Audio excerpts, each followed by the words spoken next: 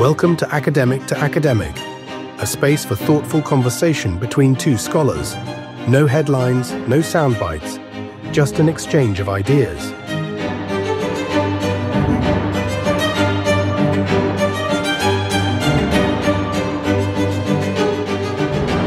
So, Miguel, Orphism, how did you come to the study of Orphism? Oh, well, I've answered this question quite a few times in my life because it's a very fashionable topic now. 20 years ago, when I was starting my doctoral dissertation, my supervisor, Alberto Bernabé, was editing the fragments of the Orphica. So he was directing a research project, a big research project at that moment. And I was in charge of studying the fragments that were transmitted by Christian sources, Christian apologists. So that was my dissertation, Orphic tradition in Christian apologetic literature. And that's where my first book came from. And once you start studying Orphica, you never end because they keep coming more and more fragments out of the graves and then serendipitously preserved palimpsests and papyri. So it's a fascinating topic. Imagine I've never heard of Orphism before. How would you encapsulate it to me in a few words? I would say is the theology of the Greek mysteries. Mysteries, as Aristotle says, are more about ritual, about undergoing an experience.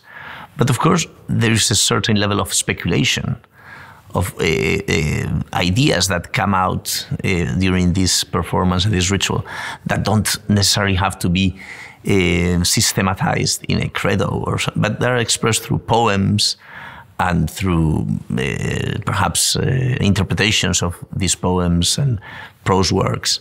And many of these ideas, much of this speculation, was ascribed to Orpheus as a prestigious author. That's what Orphism is in a nutshell, right? And of course, many of these ideas might be different. Some of them might even be contradictory. Yes. That's why it is difficult to say it's a unified phenomenon. Yeah. Given the diversity of what we call Orphism in the ancient world, I do often wonder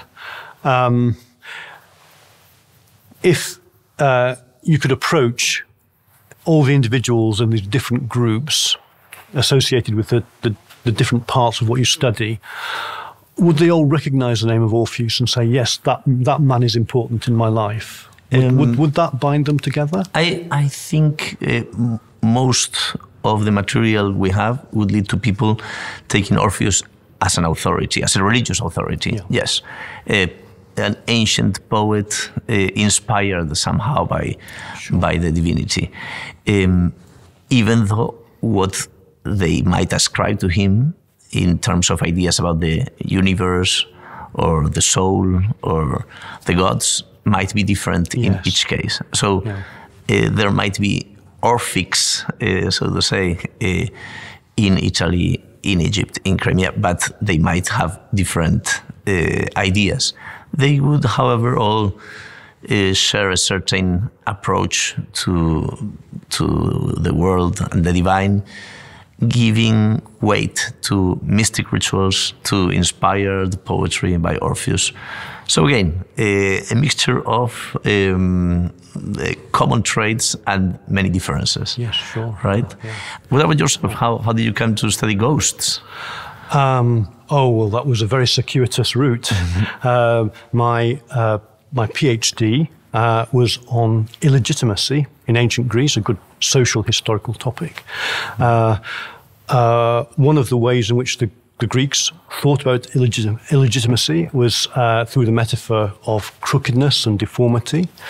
That got me interested in what we call the Greek voodoo dolls, kolossoi, these twisted, deformed dolls which were used to engage the action of ghosts to perform binding curses. And from that, I got into ghosts themselves. But my main interest in ghosts actually is in ghost stories now. So I've come a long way from the social history to the narrative traditional narratives. But in some ways, I've really come home with that because as a child, I was fascinated by horror movies, right. Especially the British Hammer horror movies, which were full of Dracula, Frankenstein, ghosts, werewolves, things like that. Yeah. And talking of illegitimacy, precisely one of the topics I was struck by when I started looking at what the Christians say about the ancient mysteries and the Orphica and so on, is that they call it a bastard piety. Metaphorically, they say, well, it's an illegitimate religion. Yes, spurious. Yes, which also explains why it is similar somehow, just as the illegitimate brother resembles the legitimate one, right? It looks the same, but isn't quite right. That's it. Yeah. They say it's a demonic imitation of the truth. Yes, that's fascinating. Yeah. That's fascinating. Yes, I can see where they're coming from there. Mm-hmm. So, can I ask you this question? Can I say, was there one Orphism?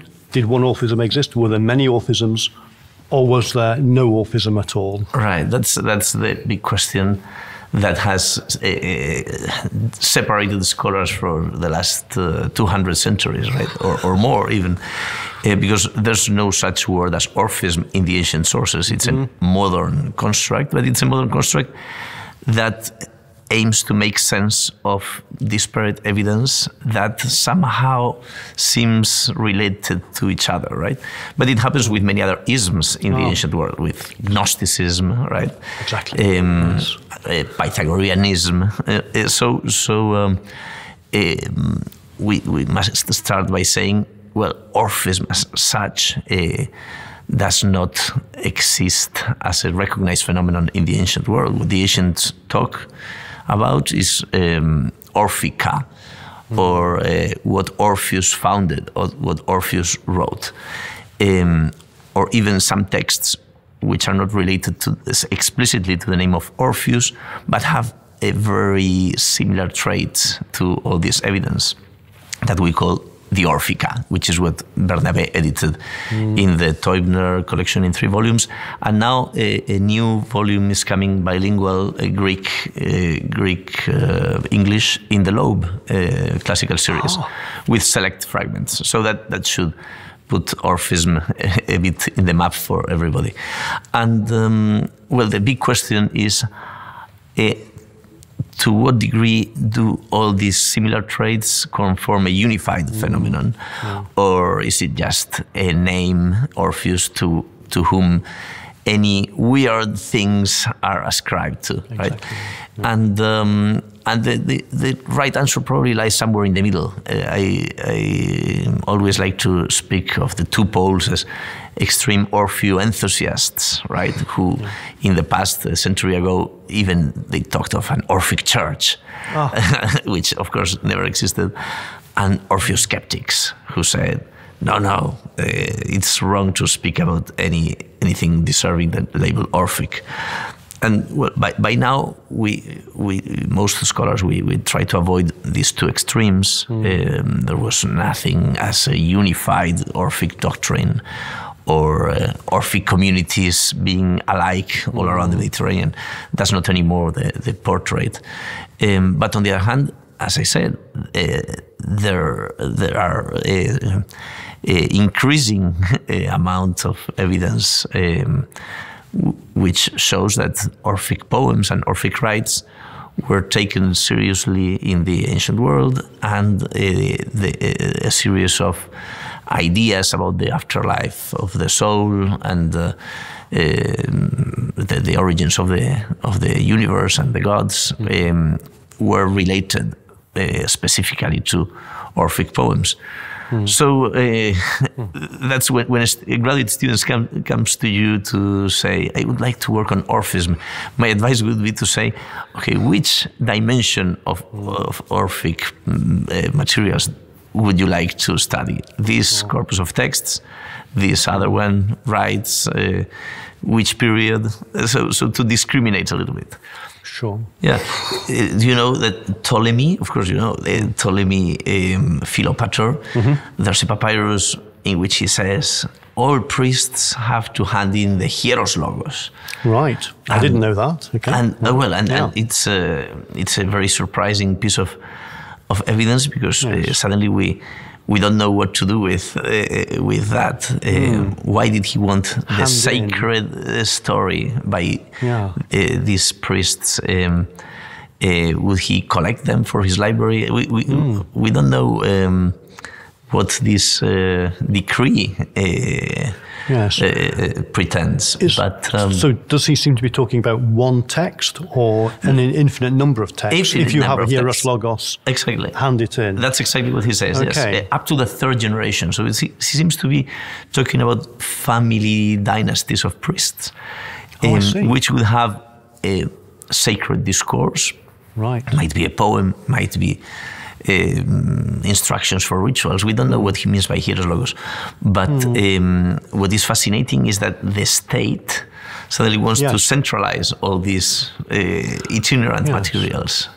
That is fascinating. I'm just wondering why he would specify hieros logos. Yes. Because we know that before the Ptolemies, of course, they wanted everything. Absolutely any piece of literature of any kind for their library. So famously, books brought into Alexandria were confiscated. They were copied. The copies were returned to the original owners, and the original copies retained for the library.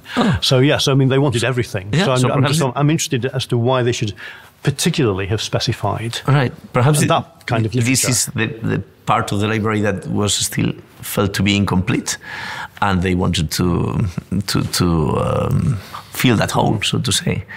But it's the one moment when the state seems to become interested in these itinerant mysteries, which up to that time they seem to be quite far from the polis, right? As Theseus says in the Hippolytus, in this famous passage, when he expels Hippolytus as a weird outcast, he says, "Go and keep reading your books with Orpheus as a patron, and go in magic ecstasy."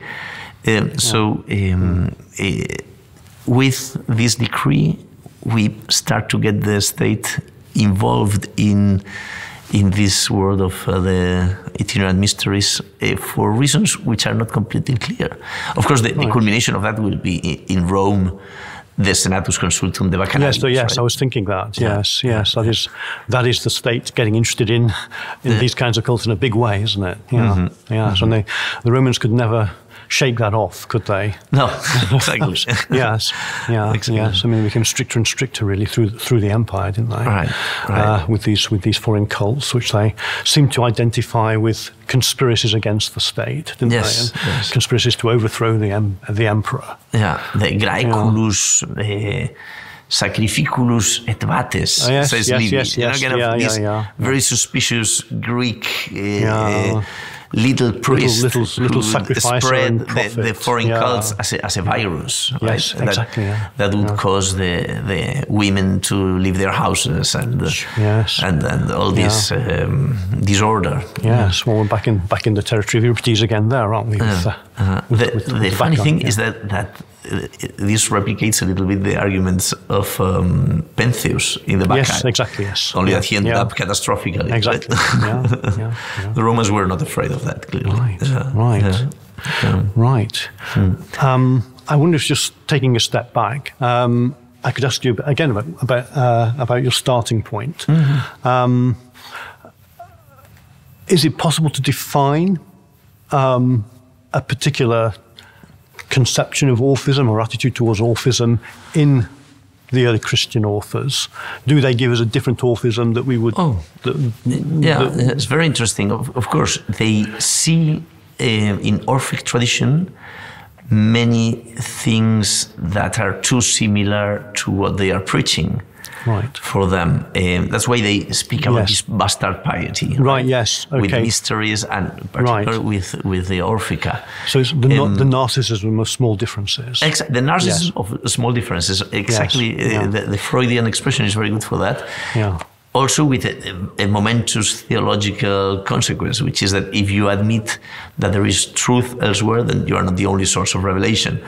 And they had to handle that with care, because the most liberal spirits, those who were more prone to accept Greek philosophy and Greek culture and integrate that into Christianity, for example, Clement of Alexandria, they have to confront the issue of how, if they want to accept some Platonic doctrine, for example, the Timaeus, right, the one creator who shapes the world and is father of the world.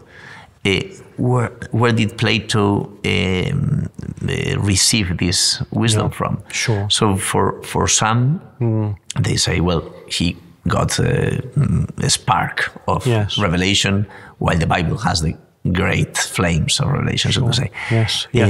But other times they say, well, Plato went to Egypt, and there he knew.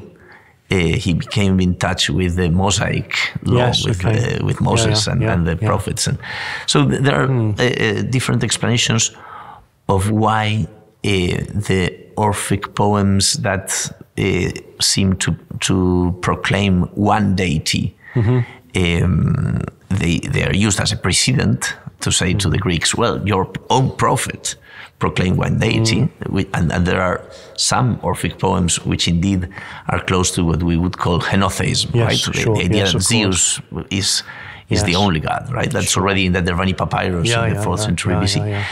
And on the other hand, they reject Orphic myths as the greatest example of scandalous stories of violence and sex. Sure. And things that are absolutely shameful and hence not worthy of the divine. Sure. And they take Xenophanes as their guide for that. Also Plato and Heraclitus had attacked Homer and Hesiod for having the gods performing these two human acts, and the Christians follow this tradition. So they mention a lot Orphic poems, either to attack them or to take them as a precedent of their own doctrines. Yes, and at the same time, there's another level of the Orphica that is quite close to this world that you study of magic and voodoo and tabela de ficciones, you know? And sometimes you do get also the name of Orpheus mixed up there, right, in the magical papyri. So I wonder, have you ever worked with this material in your research about ghosts and this sort of paranormal beings? Yes, in a small way. I mean, broadly, one could say there are two ways of approaching the study of magic in the ancient world. One would be a very an approach which was very seriously focused on the documents of ancient magic. So that would be the curse tablets, the Greek magical papyri, the bulk of which is constituted by some very large, very interesting, very varied recipe books. You could add in voodoo dolls or amulets. So there's a massive amount of documentary evidence. There's also an awful lot of literary evidence of a sort of fantastical nature, really. Stories of witches and sorcerers and ghosts and the things that they get up to, often very traditional stories. And really that's where my interest lies, in the tales, in the good stories. But something that does fascinate me is those occasional places where there's a striking link between the good story and something often quite dry and technical in the Greek magical papyri. So one example, for example, is a wonderful story. A little light, fanciful story, as it seems, preserved by Lucian, a Greek satirical writer of the 2nd century AD, in his Philipseudes. And he talks of a young man, a rich young man, Agleidas, who's fallen in love with a woman, Chrysis, Goldie, whom he can't get. And so he hires a Hyperborean mage, a magician from this impossible land in the north somewhere, to get her for him. And this Hyperborean mage does all sorts of wonderful things. In the course of the spell, he calls up the ghost of the young man's father. He brings down the moon. He calls up Hecate and Kerberos. And then he gets down to the real business of the spell. He makes a little Eros doll from clay. And he animates it. We're not told how. He just animates it. I mean, again, these stories are little light, fast, folktale-like stories. You know, you don't get the detail. He animates it, and the doll flies up and grabs Chrysis and drags her through the streets till she's at Agleidas' door, and she's hammering on it, demanding admittance. Wow. So it's a wonderful little story. Right. And you think, well, that's great. You know, that's a wonderful story to enjoy.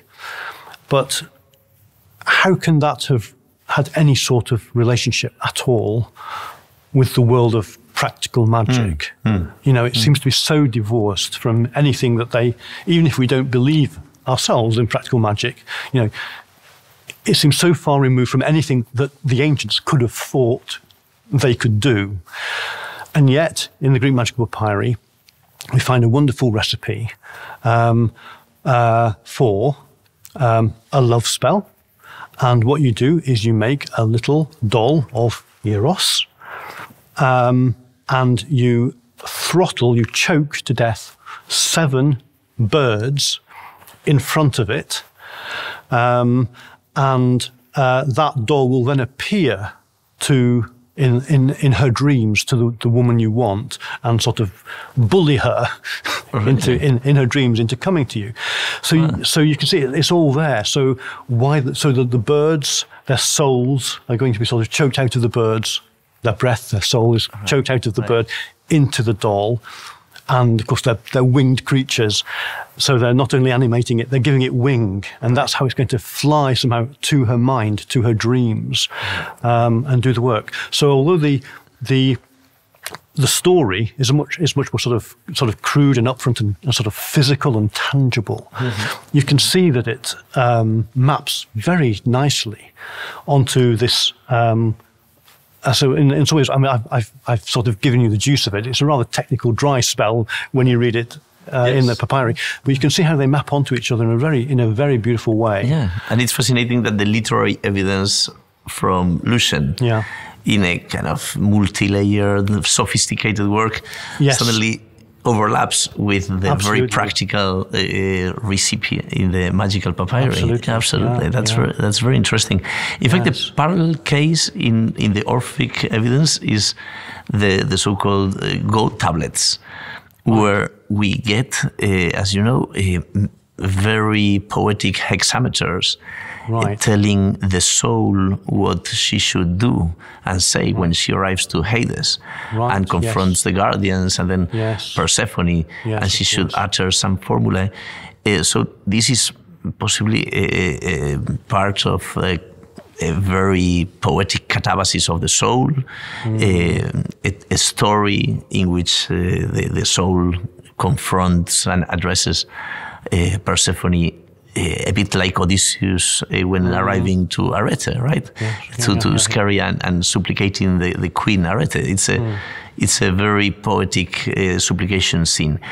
And however, these tablets are very close to what we call amulets, right? They are very tiny pieces of gold bent like this, put on the mouth or the heart of the deceased. So there's a double layer of a very poetic literature and very practical usage. And talking about the soul, many of these performers of magical rituals and so on were called psychagogoi, right? They were called the bringers of soul, or how would you translate that? Yes, well, often, the English word that's most convenient is evocator. Evocator. But I guess so literally it's a soul drawer, as in drawing along, not or leader, a soul leader, I suppose. Yes, well, they're a literally and metaphorically a very sort of murky, misty, shadowy phenomenon. So the evidence for them and the stories about them seem to relate to the 5th century. No doubt they'd been around for, well, centuries, if not millennia, before that. But there is some debate among scholars as to whether these people and the sorts of activities they got up to in the literary sources even existed. I mean, some people think they were a literary fantasy. However, there is a tablet, not a curse tablet this time, although in some ways it looks like a curse tablet, an inquiry tablet from Dodona, from the Oracle of Zeus at Dodona, around about 420 BC. And the question on the tablet is, they shouldn't use Dorios the Sukagogos, should they? And that's all we have. So as a title of this Dorios, right? Yeah. So Dorios is our Sukagogos. Yes, exactly. It's a job title, isn't it? Right. So from that alone, we know that they existed. That they were a real thing. And when we then say, well, what did they do? We can only go back to the literature.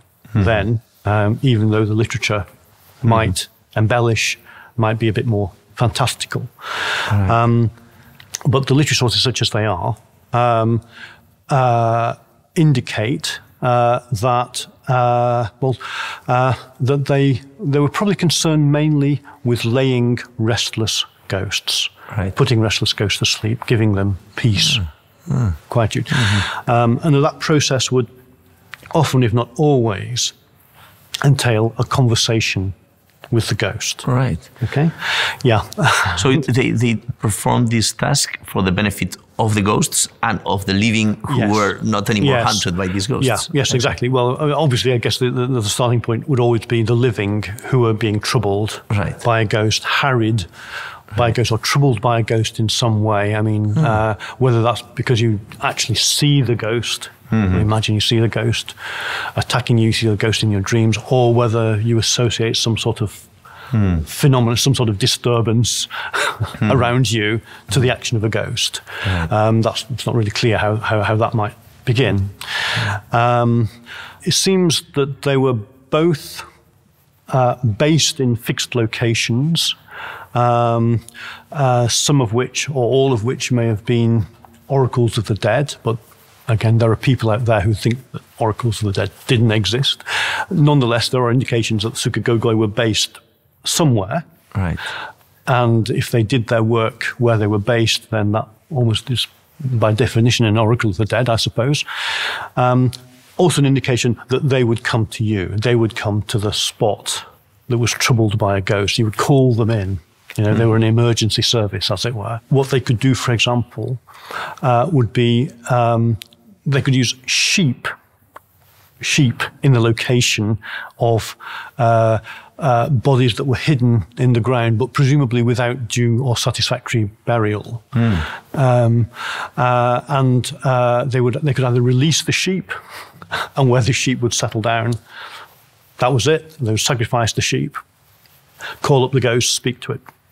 Or they could actually hold a sheep up by its forelegs and drag it round backwards. And when the sheep has had enough, it throws itself down on the ground.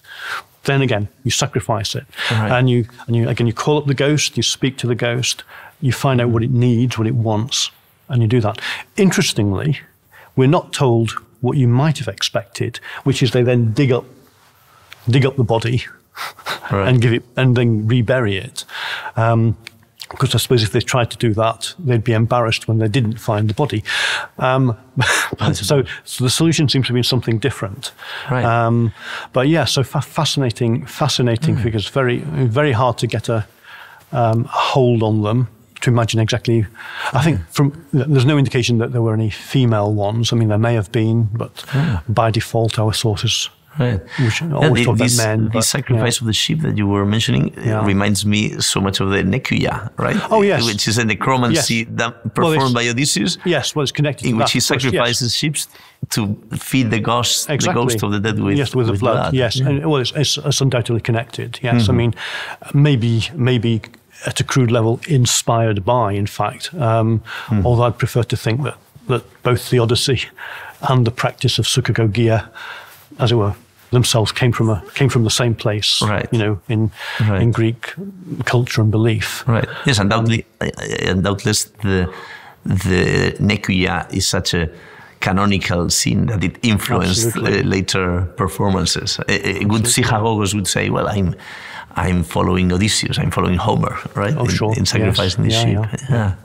Yes, it's a fascinating overlap between external evidence of what people say about a phenomenon like Psychagogo, which leads skeptics to say, well, this is all an invention, this is all a fiction. And then when you find internal evidence, like I was saying, like the gold tablets, suddenly they give you the perspective of the user, of the initiate, whose soul is going to go to Hades, and what he should say in that moment. Yes, I mean, there's a wonderful tangible immediacy, isn't there, to that form of physical evidence.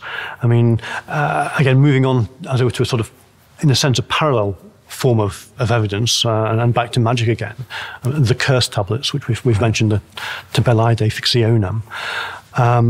What I love about those, I mean, many of them are sort of simple formulaic things, but some of them are deeply personal and very wordy, and they say a lot. Now, the person that made these curse tablets, they're explaining their innermost anxieties, frustrations, worries, to a ghost or to an underworld power, I say occasionally in really some detail, and they're going to roll up that tablet and they're going to fold it, maybe nail it, and put it into a grave or into a body of water, which they hope will sort of lead down to the underworld somehow. They are never expecting that any living human being is going to read that. Right. You know, even though notionally there is an idea out there that you can find a curse tablet, unroll it and deactivate it. But for the most part, they're clearly not envisaging that is going to happen. And so there's this direct connection between us when we read that tablet, we find that tablet and we read it, and the person that wrote it all those centuries ago, well, millennia ago. And often they're about their frustrated love life and this kind of stuff, and you suddenly you go right to the center of their heart, and maybe we know more about that person in a way, more of what was important to that person than their next door neighbor did, than their own father or mother. Yes, did, and it's so different from the rest of evidence that we have from the ancient world, which is mediated by years and centuries and millennia of copying manuscripts, interpreting, reinterpreting. In this case, as you say, we go to the very minute that this inscription was buried. It's like how teenage girls have their little diaries with locks on. Where they confide, in which they entrust all their innermost secret thoughts. It's almost like we're getting that diary and we're busting the lock open and we get straight in there. Would you ever use these curse tablets, or would you advise using them, or these love charms? Do you think they would be effective today? I've never used. Yes, I've never used one, but I have to say, I have been tempted. I took a long time to find my wife. I was 40 years old before I found my wife. And in the meantime, I'd been teaching ancient magic a long time. And I had quite a few quite devoted students. And as I learned through them, you can buy all sorts of modern voodoo dolls for love purposes on the internet. Oh. And they would often buy these and give them to me as presents, and I was often tempted on. shall I take that one out of the box and shall I have a go with that one?